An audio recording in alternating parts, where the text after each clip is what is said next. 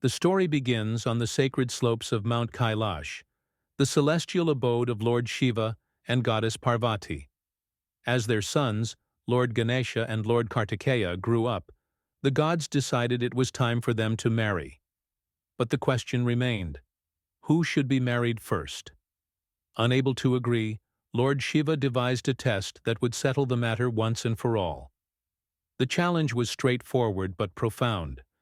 Whoever could circle the world 3 times and return first would marry first.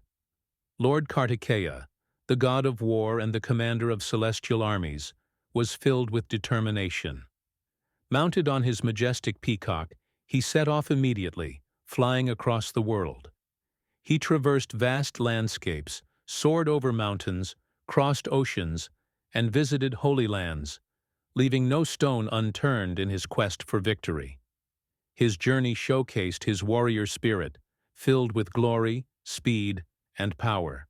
Meanwhile, Lord Ganesha, the god of wisdom and intellect, knew his vehicle, a humble mouse, was no match for Lord Kartikeya's swift peacock. However, Lord Ganesha's strength lay not in speed, but in his wisdom.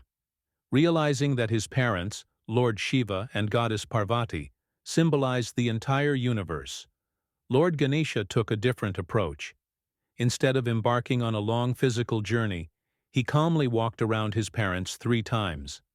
By doing so, he acknowledged that they embodied the cosmic world, a profound truth that transcended mere physical travel. Upon seeing this display of devotion and intellect, Lord Shiva and Goddess Parvati declared Lord Ganesha the winner.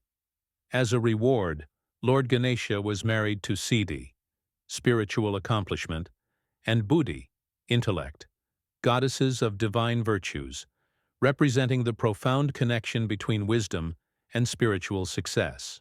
When Lord Kartikeya returned after his long journey, expecting to be crowned the victor, he was shocked and deeply hurt to discover that Lord Ganesha had already been declared the winner and was married. Overcome with feelings of betrayal and humiliation, Lord Kartikeya's pride could not accept the outcome. Unable to bear the perceived injustice, he decided to leave his family and home. In his sorrow and anger, Lord Kartikeya retreated to the southernmost part of India, seeking solace and solitude. He chose to settle on Mount Krauncha, a remote and secluded peak far from the distractions of the world. There, Lord Kartikeya devoted himself to meditation, embracing the life of an ascetic. His life on Mount Krauncha was one of self-imposed exile, filled with introspection and the pursuit of inner peace, but it was also tinged with sorrow as he distanced himself from his family. Goddess Parvati, heartbroken by Lord Kartikeya's departure, could not bear to see her son living alone in such sorrow. Her motherly love was so deep that she felt incomplete without him. Desperate to bring her son back, Goddess Parvati, along with Lord Shiva, journeyed to Mount Krauncha in search of Lord Kartikeya, hoping to convince him to return to their divine abode.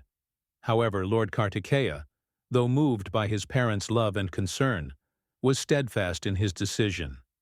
He chose to remain on the mountain, devoted to his spiritual path and duties as the protector of Dharma.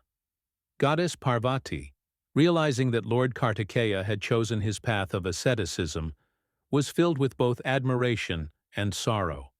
In a gesture of eternal love and devotion, Lord Shiva and Goddess Parvati decided to reside near Lord Kartikeya in the form of the Mallikarjuna Jyotirlinga. This divine manifestation allowed them to be close to their son while respecting his decision to live in solitude. If you enjoyed this story, don't forget to like, share, and subscribe to Mythology Medley. Click the bell icon for more such amazing mythological content.